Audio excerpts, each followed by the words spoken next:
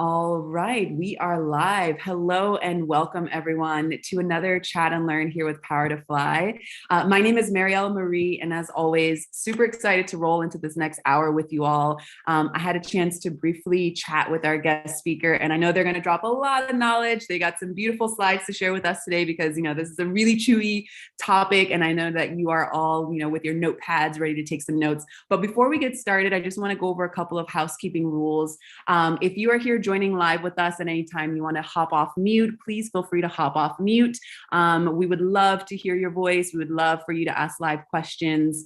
Feel free to turn your cameras on. And if you are rewatching this, we invite you to stop multitasking so that you can be present and really digest all this good knowledge that our guest speaker is going to drop today. This is being recorded, so if anyone hops off mute during this live recording, you will be featured in our live recording. If you signed up for this Chat and Learn, you'll get a rewatch email with the link to this video. And then we'll include some of the resources that our guest speaker highlights in today's chat so that you can easily access them there. When you do join here live, if anyone has any, private questions, if you prefer to be kept anonymous, just find me in the chat box under Mariella Marie. You can write to me privately there, and I'm happy to raise your question or your reflection to our guest speaker and keep you anonymous. The last thing I'll say is we'd love for you to follow us on socials and subscribe to our YouTube channel so you can keep up with all the great chats we've got in store.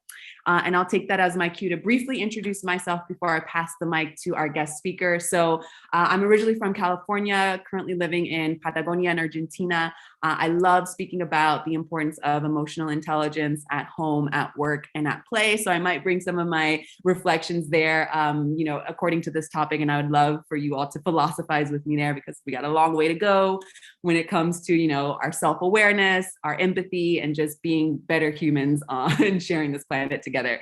So if anyone's interested in supporting my project that is called the Positive Force Team, please join the Positive Force Team's newsletter. You can go to thepositiveforceteam.org, and I'm happy to share information as we have it available there.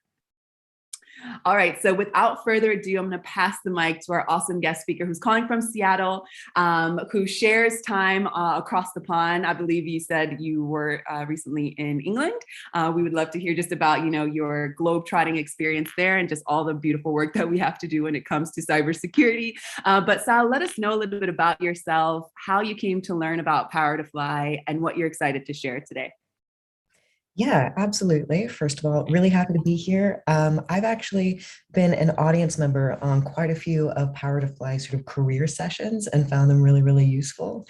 But never thought myself that I really had much to contribute. My career itself is very unique, and we'll jump a little bit into that. But when you started offering tech sessions, I said, great, I have a couple of things I'd really like people to better understand. So today we're going to talk about like modern cybersecurity and open source. And it's the kind of thing that if we spend about 20 minutes, you can really dive into it. And I think you'll understand that anyone can be a part of making it better. So with that, I'm happy to just jump into it. All right, perfect. So I'm sure that you're going to drop a lot of knowledge. And before you share your awesome presentation, I'd love for you to just set the stage, talk about what you plan to cover for this next hour so that our audience can vigorously take notes there with you. Excellent. Okay, so it's going to be a pretty straightforward story. I'm going to explain to us exactly why there is a new set of cybersecurity attacks that we haven't seen before. And in this, we're really going to cover what the modern supply chain looks like for where we're bringing in these open source packages, how they come into both our hobby projects and our enterprise systems, and why that's uniquely different from what it was 5 years ago, and why we have to face that differently. It's also interesting because we're also going to cover why versioning and open source behavior, why the entire way that the globe reacts to these now influences the way that we can sort of engage and cure them. And also how working as a global community of developers, we are beginning to see what both human effort and automation can sort of work together to create a cybersecurity immune system that's really unique and brand new and fascinating to consider the extensions of as we look into the next decade. And then we'll talk about careers, because if you're interested in any of that, you might be interested in getting involved. So that's what we'll cover. Awesome, awesome. Thank you so much for setting up the stage. All right, so I'm going to stop sharing my screen. Feel free to share your screen and walk us through what you have to kick us off with today.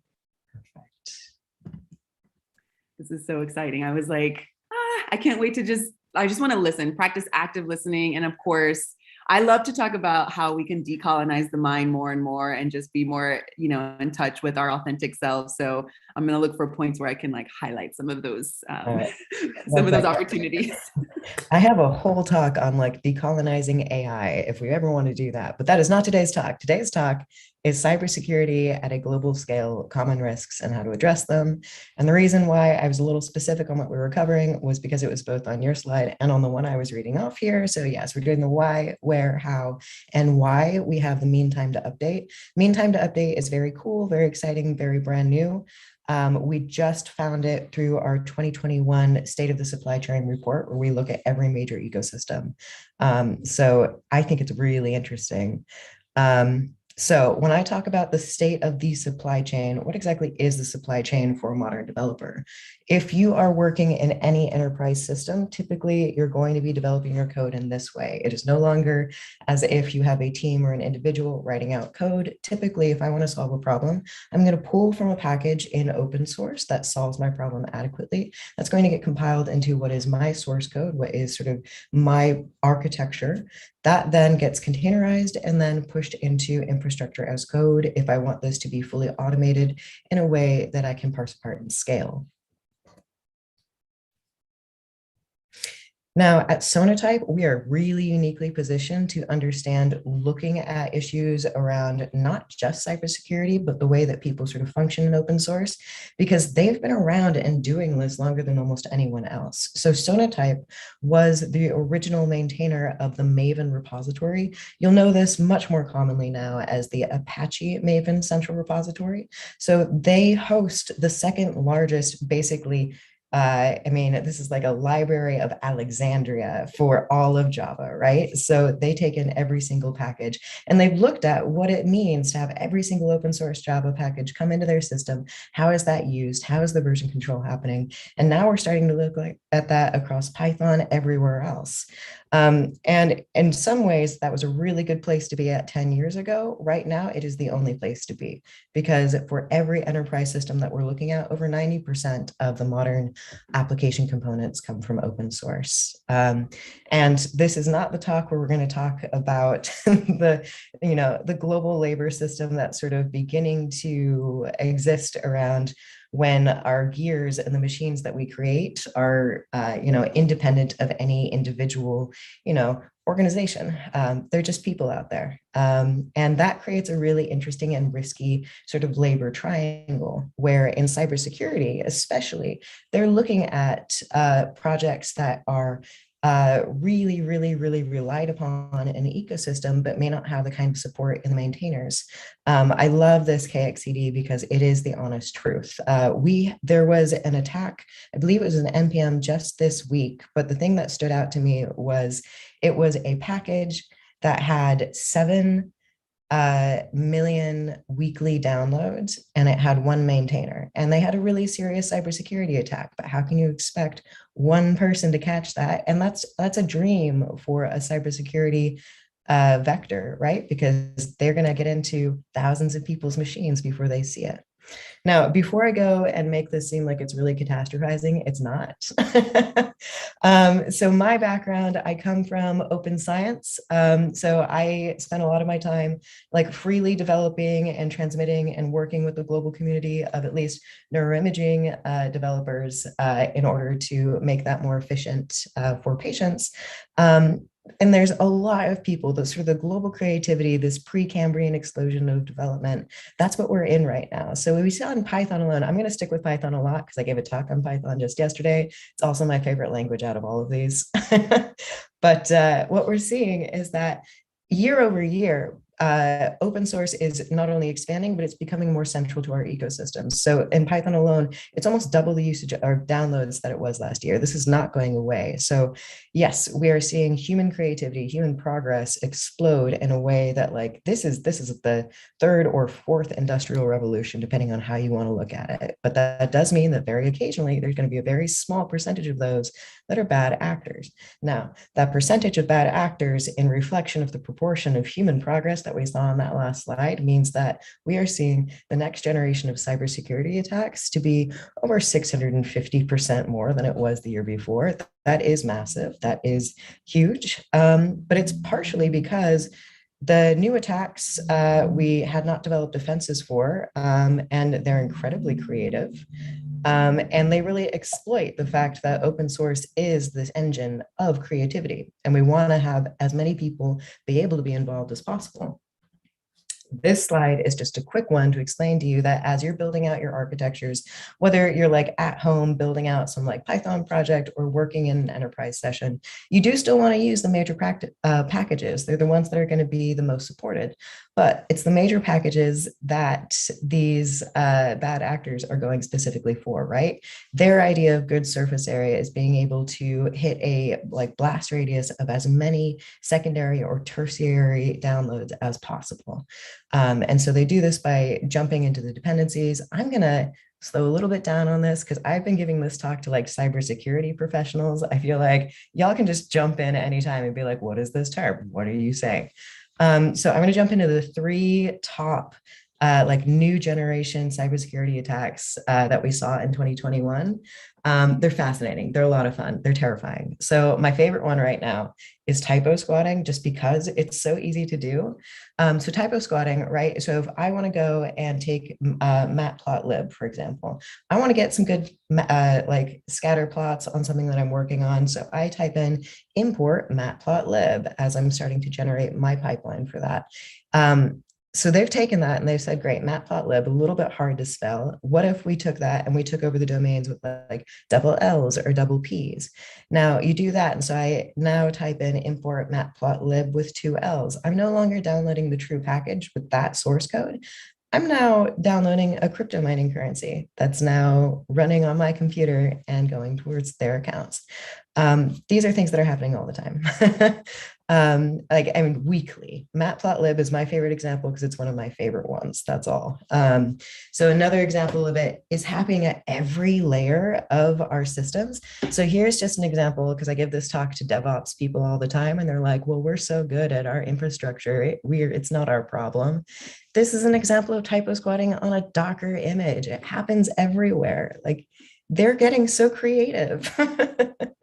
So, all right, two more versions of this. So typo squatting, really easy to understand. Dependency and namespace confusion, a little bit harder to understand, but really important to get. So this is when a bad actor is going to publish a malicious package using the exact same name, but with a newer semantic version. So, right, this could be if I want to take in a package, typically right now, the best practice is to go towards the like newest version. You can like people use dependabots. But because of that, like bleeding edge of best practice automation, that's really part of why these bad actors are coming and sort of saying, oh, right, that's great. A best practice. Let's see how we can hit that as an attack surface, right? So we constantly have to shift if we're trying to sort of get around these issues.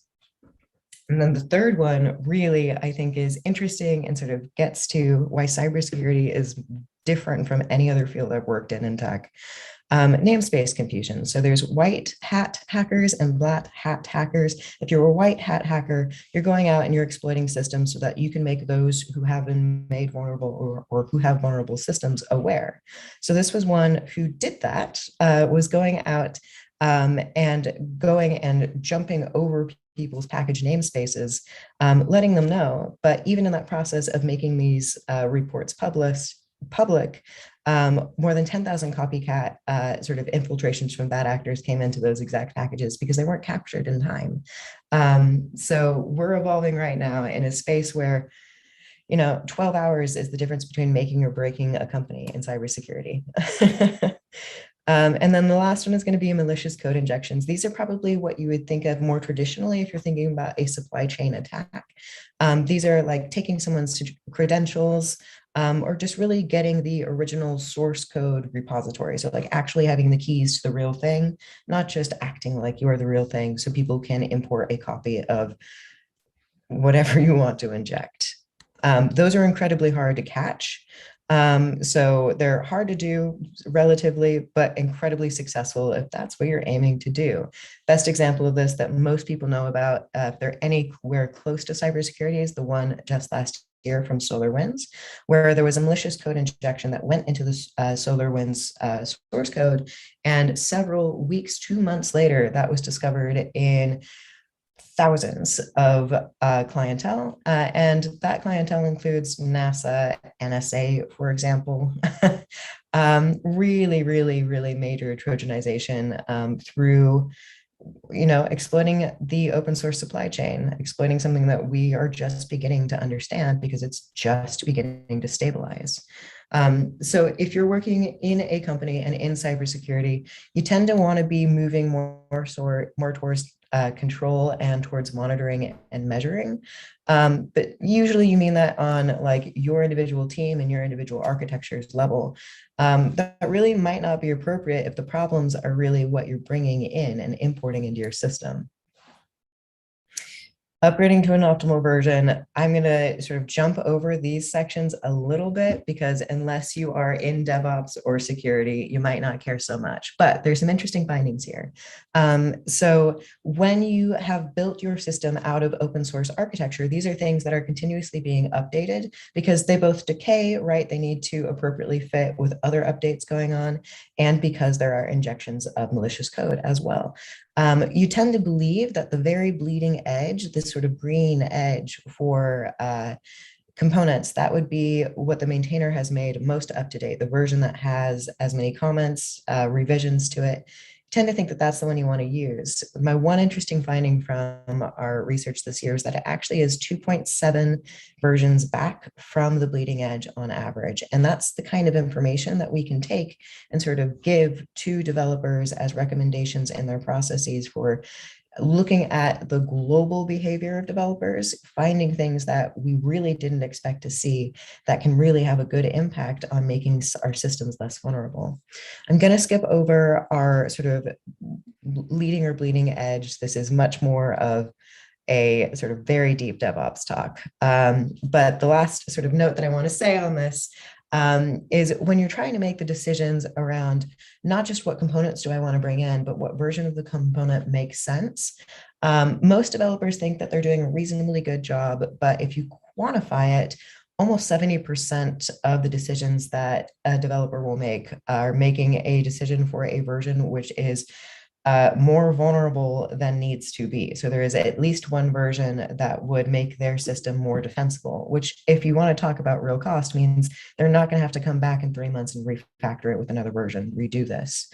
If we can move this, if we can shift this even 10%, we're talking about having an impact of like 20% of the labor hours in cybersecurity. The sort of magnitude of impact of changing the way that we look at and quantify cybersecurity really is going to help. So that's what this really very quick last part is. Then I'll explain our careers and then we will go into discussions. So in the past, when we were working in open source, we didn't have any hard metrics to go with.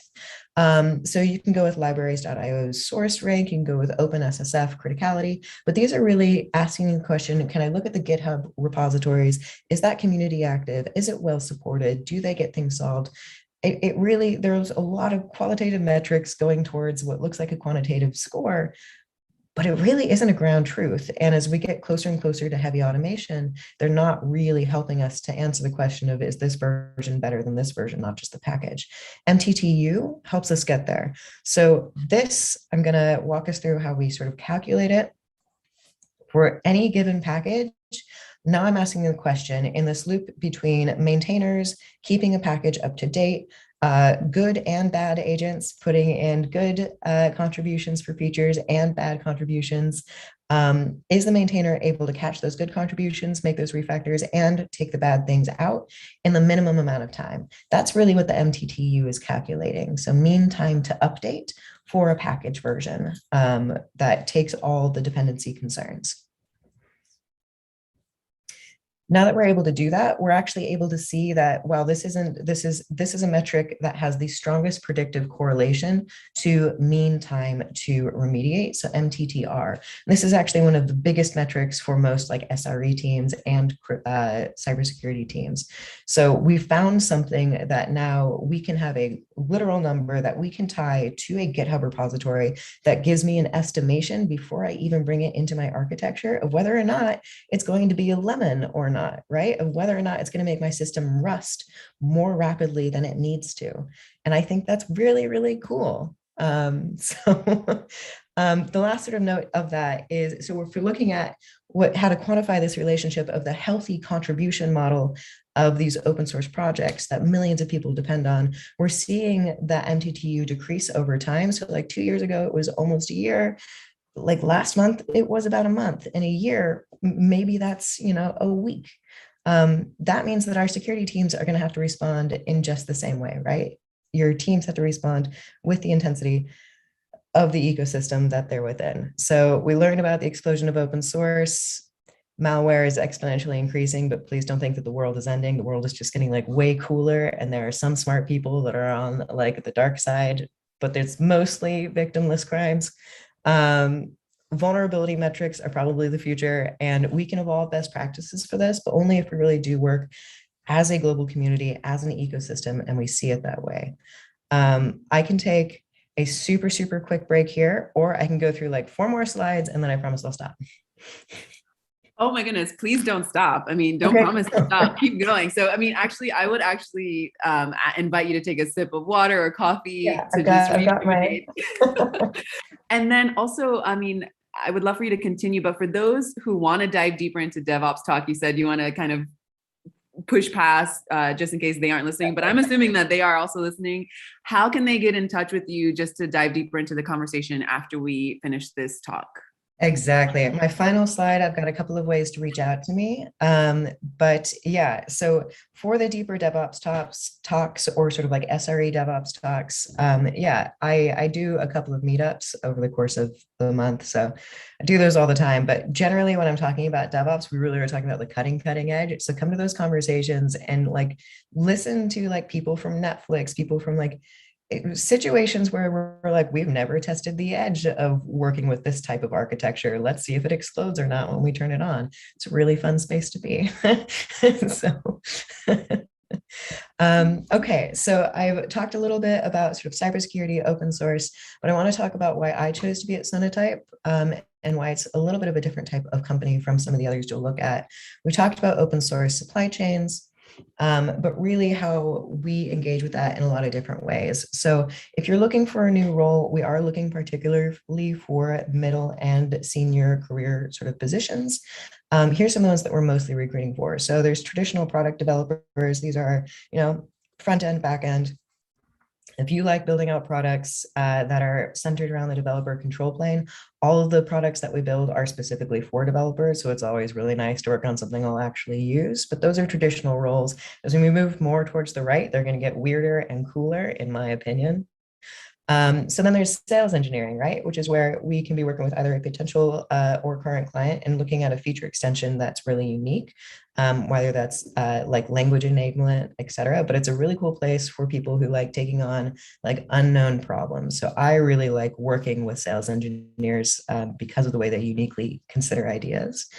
If you're more of a people's person, then customer success is the place to be. It looks like a really fun job to me. I'm not in that space, but it would mean that your job is to keep a smile on the face of the customer throughout this time, right? Really ask them what is it that they want and need, and be that human side of the technical relationship in a space where so much of the time sales are really just about numbers. And I guess that is kind of true. But at the end of the day, we also all are trying to fix these like massive machines. And if I want to have a multi-year relationship with a customer, I want them to enjoy it. So if you like making people happy and have a good enough understanding of tech, that's the spot for you. If you're on the other side, if you're like 100% in analytics, you want to touch data research. So this is a lot of those, like, well, literally all of the findings that I showed you before, all these quantifications of what this global research looks like come from that team. So a lot of data science, machine learning, predictive engineering. If that's your space, we are hiring there. Here's an example of some of our findings from just this year. It was very cool, right? So it's about how people respond, how machines are engaged, GitOps, everything. Go read the software supply chain after this, because I only scraped in the things that I really care about. There's tons more here. So the last two are the ones that I find very personally very compelling. There's the developer experience. So DevX is really focusing exclusively on our open source tools. So a lot of companies do like work in open source, but we have our free and open source tool commitment that I think is really good and fascinating and really well extended. So we work in, Python, Golang, Rust, every single language that we can possibly get our hands on, just to make free tools that fill patches for developers. So we tend to recruit developers from the community that, are contributing to those open source packages, which is very cool. If you have not been contributing to open source and think it's something that you want to get more involved in, the answer is yes, you should get more involved in it. And I run our sort of I've got a team of developer relations, and I'm running our open source mentorship program. So within that, we take people who are either early or anywhere in a stage of their career who want to have their first at least 3 open source commits. And we spend 3 months choosing the right project and then building it out. And what's beautiful about that is you can work on whatever you find that you are passionate about. So I've had a lot of machine learning engineers work under me, but I've also had people who wanted to pursue, generative art, and have done full projects in that. Anything you're passionate about exists in open source. Go do it. Go make a commit. If you're worried about that, contact me. I will help you to make your first commit, and you probably will live to see another day. Contribute to the world. Just do it. Go make a commit.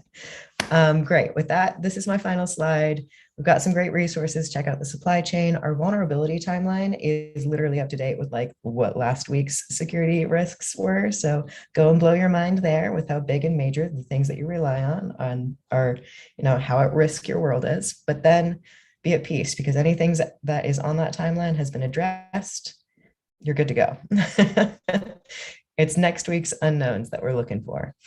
Go to the careers page for any of our new updates. We're going to be hiring pretty intensively throughout this year as we expand. And you can reach out to me on Twitter at Commit to Compute at any time, or on LinkedIn at salchemic.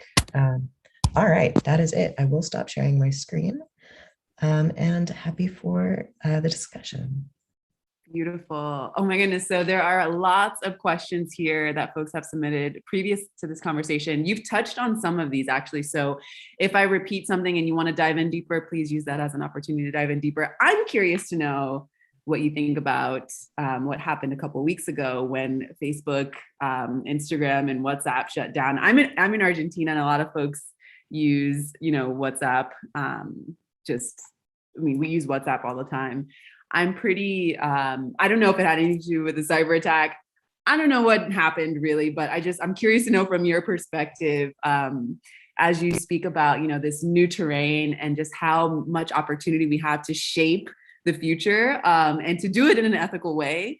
How do you envision social media in the future? Because I personally, I'm not trying to hate on anyone, but I feel like it's been super monopolized, and I often speak about how the digital space is being colonized, and I just love to speak about inclusion and equity and diversity. So can you just talk about anything you want with what I just brought up there? Because I have you here for 30 more minutes, and I'm curious to know what's relevant right now. I'm just curious about it. How do you envision just a more inclusive social media space where no censorship happens, where people can, live freely, do their work, no matter where they are in the world? Because also, since I come from the States and I live outside of the States now, I see a lot of digital divide happening. I mean, just please share your wisdom with us.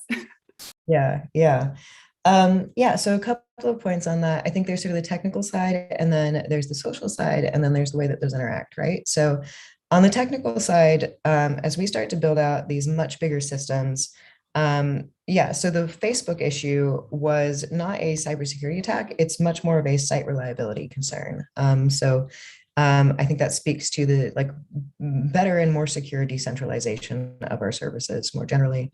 But yeah, the real future of what we're looking at on a technical level is beginning to understand that just like the real world, the giant systems that we build are, and this is quite literally true, are suspect to the laws of entropy, right? They will decay just as the machine outside would rest. So in sort of realizing that, I think we're beginning to sort of demystify what the future of tech starts to look like. And that it's going to be continuously maintained. And that means that there are, I think that starts to break away the idea that there were some central heroes to the story. It means that there's a bunch of people in service to the story. And if we can begin to more globalize, really, I mean, just the visibility of who really maintains these objects. So on the tech side, that's really what I'm seeing, and having discussions like the first call that I had this Monday was with the head of community, working like a sort of Kubernetes space. His name is Bart Farrell, and we were having a discussion about like how do we globalize the education and bring up the next generation, when right every course that I do has like some percentage of non-native speakers, maybe a majority non-native speakers. How do I truly globalize and localize these systems? So that was my like Monday 6 a.m. thought of the day, and so I've been carrying that throughout the week. And I was lucky enough to have another discussion. I believe yesterday. I've had a lot of talks this week, but I was talking with someone about when and how it is appropriate to embed ethics in our systems. So yeah, it was an AI discussion, and I had to bring up the point, which really sort of bothers me. A lot of I think I know we're not in cybersecurity right now. We're in AI, but I think this is really to your point of when is it appropriate to localize like ethics, or at least localize the experience of the digital experience that you are creating, right? So for me, what that means is it is a particularly white belief that we should embed ethics, and that ethics are something that are so central and so unified and so knowable, that you can embed them in machinery, first off. Second off, what is appropriate for someone in white suburbia is not going to be appropriate for someone who is on a native reservation. It's not going to be appropriate for someone who is living 7,000 miles away, right? So how do I build a system that is just infrastructure that elevates human communication without embedding arbitrary ethical beliefs, right? Open question. So Work in progress. I love the transparency there. I mean, because everything you're saying is spot on with that we have a lot of opportunity, and so what do we do with that opportunity? Do we let folks dictate what should be done? And I'm definitely not on the technical side, but I am, I will pass the mic so that we can just share knowledge and folks can just understand how to just be, hold hands better so that we can hear everyone's voices and really participate, in the best way.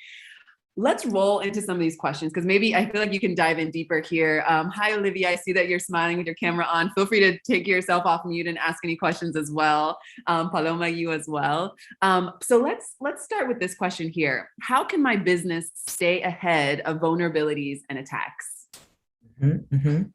Yeah. So rule number one is you really need to start leaning in. Well, okay. It depends on what the size of your business is, but I would suppose if you're asking this question, right? I tend to say if you don't have a cybersecurity team or don't know, for example, who the SRE on your team would be, who holds the pager, for example. So there's a lot of roles in tech where you hold a pager, right? Which quite literally used to be, all right, something has gone wrong, I now hold this. And I always say, if you don't know who holds the pager in your company, even metaphorically anymore, it's obviously you, right? So it sounds like with that question, that might be the case here. So in this case, if you are a smaller business that really only has sort of like one person doing cybersecurity or cybersecurity as a sort of subset of their like multifaceted DevOps, let's just keep it going job. Then what you want to do is really lean into automation. I'm going to be really super biased right now and tell you I have a free tool that I've been working on that I think is great. We have been working on a tool called Lift. And I could have put this into my slides, but so it's free open source. And what it does is if you install it, you can then run it over any open repository at all. So I run it over all of my repositories and it scans. So it takes in any like stylistic errors, any runtime issues, and any cybersecurity issues. So basically, when it's just me working on a hobby project or working with a team of like 2 or 3 developers, and I don't want to hire someone who's like a senior DevOps, a cybersecurity, now I just install this tool and it tells me, all right, now I can create a backlog and say, I know this is exactly what I got to go in and fix. And it tells me where it is in that line. So automation is where you want to go if you're asking, how can I make things better? The second one is to really focus on a principles first architecture. I've been channeling really hardcore VM CTO energy because I was speaking with them at like 8:30 last night. And they gave this whole talk on cybersecurity. And I was like, this is great. I love this. I never really think about, I mean, I don't have 25 years of enterprise experience, but the way that they were speaking about it was build your architecture. Like it could be better to tear your architecture apart and build from first principles to make sure that you're limiting the access, that you're making it as conservative as possible, make your system as impenetrable as possible as you build. That also, what is really interesting is if you build with security principles first, my God, your system will be simpler. Because you'll be thinking about, you'll really be designing for the experience of a user because you'll be thinking about limiting specific users' accessibility. And when you design for a user, this is a way that we teach architecture as a principle. If you design for the user, then it's much easier to build the roadmaps for them and to create a like continued and expanded user experience that's safe and secure. So it's really, they work hand in hand. It's very cool. Yeah, so I don't know if I answered your question. So some recommendations, but really like the best answer sometimes is you may have to blow your machine up if it's too vulnerable. You do have to start over, but then you'll be okay. All right, so I feel like you can help. Oh yes, Olivia, please feel free. Just kind of going through what you would just shared. I'm just curious, with the pandemic, I just see more companies now that weren't really nurturing the remote work environment are now really adapting to that. Do you see now with this, this presence of all this online business engagements, day-to-day operations, do you see that the risk of cyber attack is going to increase more and more and more as a result of that? Or yeah, yeah. Yeah, so I think my background, I came from doing machine learning engineering into working more in DevOps, site reliability engineering, and then I came into cybersecurity. And across all of those, I was like, wow, my job is really hard. This is wow, okay. And then stepped into cybersecurity, I was like, wow, it's really hard. And now it's like bombs are going off around me all the time, and it's like everything, like you sometimes can catch it before, but you've got like what, 12 hours, 10 hours to catch it. So yes, globalization is absolutely not just good but necessary in cybersecurity, because right, when we've got a team, like if we've got a team in India and a team in the UK, we're able to triage and support, and literally if we can catch them 2-3 hours earlier, we have reduced that blast radius by a magnitude. So yes, it's, I mean, one, necessary. Two, the best developers, right? There is no, to my knowledge, correlation between technical expertise and geographical position on this universe. So best engineers come from everywhere. And if we can use geography to our advantage as teams, then I think we're doing that real well. Plus, right, like I was just running an event 2 weeks ago at like KubeCon Kubernetes, live event, first conference I've been to in a long time. But I'm running an event called a Bug Bash. So we've taken major projects, we've run Lyft over them, and now we've told the entire world we've created a backlog of security risks. Go fix them for them in the next 4 days. And what was beautiful is this is a live event. I'm at KubeCon in Los Angeles. Like during the event, maybe like 15, 30 bugs will get done in the course of a day because no one at a conference is going to sit and fix somebody else's bugs. But if you're not at the conference and say you're sitting in India, I would wake up each morning to my leaderboard having literally hundreds of points added to it because, right, I was seeing that part of the world wake up. And you can see this for any of the major technical, both like courses that I've run or engagement on GitHub. You literally see, you're like, oh, hello, China just woke up, India just woke up, and you see that engagement model. So yeah, it's necessary. It's already here.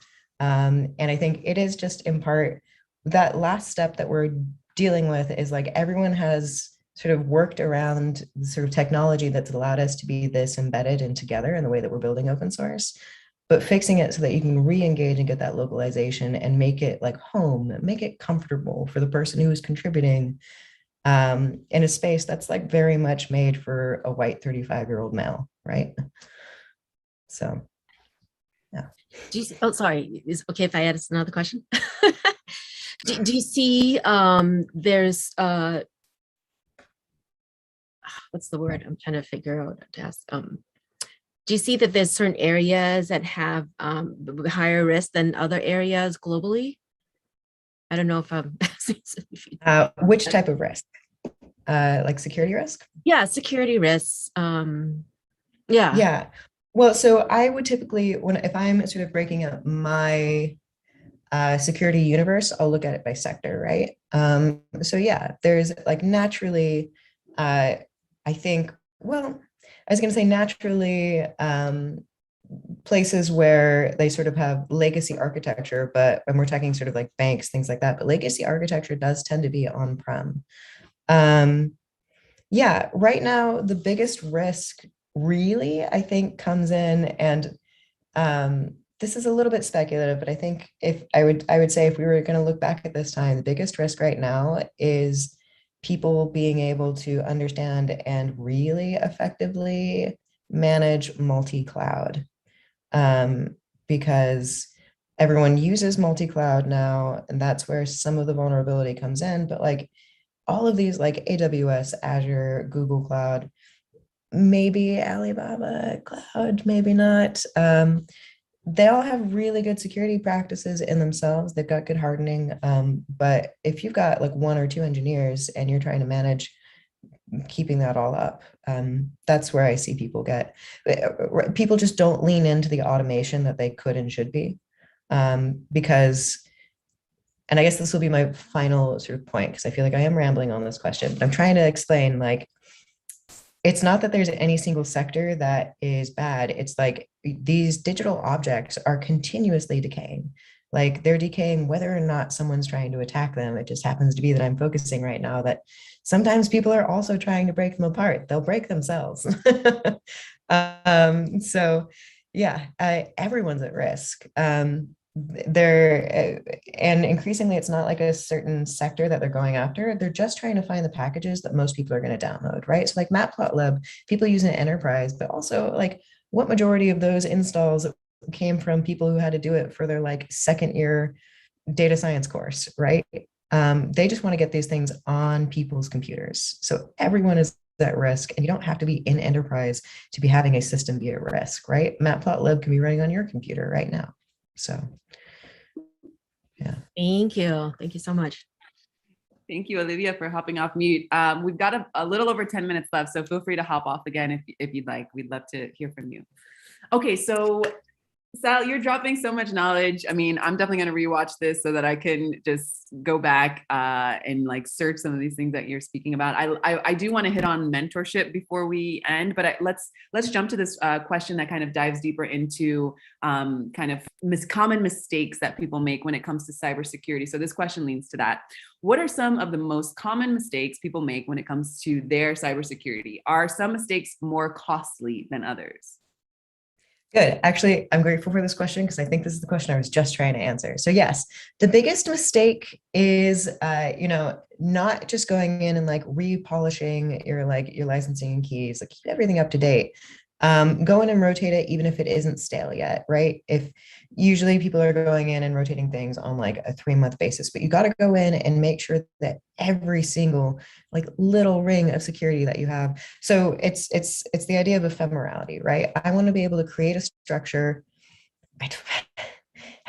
This is its whole own talk, all right? But you want to be able to create a structure with microservices that could be spun up at any time and that will exist as that machine that you want it to be. But you want all of the security elements that sort of sit around that to be absolutely ephemeral, so that like the CTO of VMware was like, hell, respin it every single day. I was like, that seems like a lot of work. Every 3 days, maybe. It depends on what your cybersecurity risks are, but it's really the element of time, right? So when we're looking at these like D-days, like D-day, our 0 days are like 12 hours to be able to reduce your blast radius. If you are revamping and creating an entirely new object with new security protocols every 12 hours, right? There's no chance that you'll ever hit that. So yeah, the best thing that you can do is like, you're never going to create a perfect machine. You just have to reinstantiate as often as you can literally afford to do.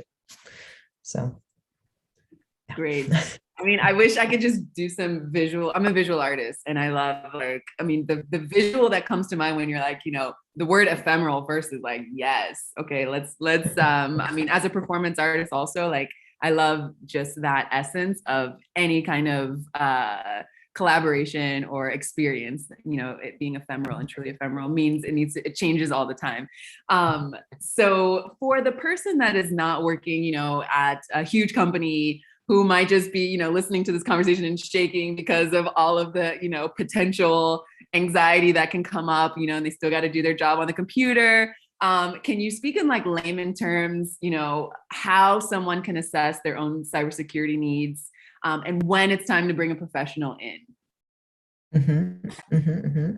Yeah. So really, it depends on. Well, I guess I would make the immediate argument, like, do you need a professional if you don't have an enterprise? So really, the real question there is, if you're trying to, right, it sounds like if you might be building on MVP, you really want to answer the question, like, is it revenue impacting? So a really nice way to capture that, and especially as we're looking at some of these new generations of cybersecurity attacks, is proxy metrics, right? Like track your CPU usage. Like really, so this is when we're looking at building really well in the future, is not just understanding cybersecurity, but also the site reliability. First thing to do is you're building out your architecture, build out a dashboard to see it, right? If you see a spike in usage or like a DDoS, you want to be able to see that. Look at the normal behavior of people interacting with your site, whether or not they are admins or not, and if that behavior is abnormal. So yeah, understanding.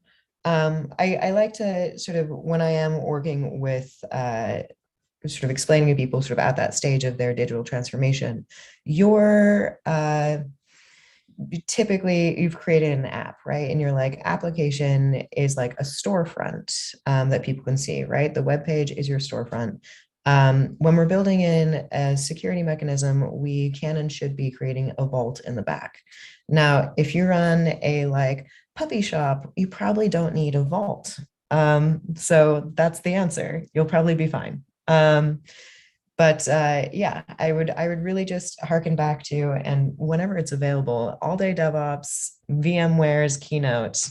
The moderator was okay, but the advice they gave on first principles yesterday was great. So some of that cybersecurity knowledge, just steal it from them. It's 25 more years of experience than I have to explain the right answer to that. So Thank you. So I love that your initial response was, why do you think you have to have a big business to understand how to be safe, and putting the power into our own hands, which I love that on your bio. I mean, as you've been speaking, you have ethical hackers and digital enthusiasts. I'd love to end this conversation with you speaking about, you talked about mentorship opportunities. Can you speak about the importance of mentorship and maybe sponsorship, since this is such a new space and things are changing all the time. And of course, the more that we globalize and the more that we, include different voices and different, ways of being more equitable and things like that, how can we reshape, what we know as the digital space with mentorship and sponsorship? I know that's a really tough, or not tough question, it's a really big thing to chew on, but I have been blessed with, lots of folks who are coming into my life speaking about the importance of mentorship. And I just want to hear your perspective as it refers to, the space that you're in, the digital space that you're in. Yeah. So I've been doing a mentorship program almost every quarter for a little over 2 years now. I do it, I mean, to be very honest, for partially very selfish reasons, because the mentorship program that I have set up, I will not take on anyone unless they basically like write me an essay about why I should spend any time on them, which is very, very good for the ego every once in a while. But it also means that I'm only taking on people who are genuinely really, really interested in the kind of stuff that I engage with. So mentorship is really important, I think in part because I see, well, what I focus on is taking early career engineers and helping them to realize what their personal triggers of burnout may be before it's too late, and what exactly it is for them that is a protective mechanism against that while they're working on really hard problems. So I think that what really makes a difference is helping people to find what they're super, super passionate about. So for a single month in my 3-month mentoring program, I say, we're not going to build anything. We're going to talk about, go look at every open source project in the world that you find interesting, look at its contributor model. How and why would you engage with this? Really, why would you engage with this? And also build out your own open source project. See how that feels. Why does it make you nervous? And at the end of every week, we ask a couple of questions. We include the "what was your favorite failure of the week" question. We normalize, just working out, Control-Alt-Deleting anything that didn't work out. But sort of a point to that is I have seen people really fall into their passions through this work and stay in their careers. So if you are a femme identified person of color in tech, statistically, you are the least likely to still be in tech in 10 years, right? So I've brought in individuals and they've sort of come in and started and said all right, I want to do a piece on how people are interacting with consumer websites, right? I just want to look at the heat map of consumer data. I was like, really? Is that what you want to do? At the end of the 3 months, they were working entirely on a machine learning project for NGOs. They've been working in NGOs for the last 2 years. They found what they care about, right? Another woman that I was working with very briefly was really fascinated with the fact that Black women's hair products have a bunch of ingredients that you do not have to put on the label. So they have been going into and indexing all of Target's hair products and going through and creating an API that you can go through and freaking access it, right? It's go find what you are really super stupid passionate about, what you need to solve in this world, and use the tech to do that. And if you can do that, then you'll be in a good spot, because the very hard truth is that still in this space, if you're working in machine learning, SRE, cybersecurity, anything where you've got less than 20% women representation, it is very unlikely you're going to find a truly empathetically supportive mentor. So you have to be able to sit there, support yourself, and to be able to like wake up the next day and be like, I don't know why my like mini cube cluster won't work, but I really want to get this climate change thing working. So I'm still going to try today. So yeah, it's finding that, getting that deep energy, but also like doing that in a cohort of people who are struggling and getting other engineers to come in and finding the engineer that's been working on the same problem for 15 years tell you that their favorite failure of the week was deleting an entire database. You still screw up no matter how good you get. And if you can talk about that and be honest, it puts everyone on the same level. So yeah, that was a ramble, but that's how I like to mentor. Oh, that's a great ramble. Thank you so much. I love the approach, and I totally agree with you on that. I mean, we do conversations here at Power to Fly about climbing the corporate ladder and things like that. And so many people have been like, it's lonely. You don't get this kind of like empathic and mentorship or support. So I love that you're like, really saying, find what serves you, what fills you up, find your purpose, because otherwise, it's just numbers and data and money. And is that going to serve you in the end? I don't know. So I love that you take mentorship, seriously in that way. We've got about 2 minutes left. So I'll ask you to share any food for thought that you want to share, maybe something you didn't get to touch on or something you just want to reiterate, and then remind us how we can connect with you when we finish this conversation. Absolutely. Yeah. The one final thing that I hope sort of sits in your minds and in your hearts is this statistic, because it sits in mine. So open source contributions right now in the world of open source, which is global and supposedly has no barriers to it, there is slightly less than 6% female identified representation and contribution in that space. So it's worse than literally any employment metric that you're seeing right now. I would like to see that change. That is why I do all of my mentorship in open source. And I'm not the only one who feels that way. There's a big movement working around that. If that's something you want to get engaged with, get in touch with me. Let's move that number.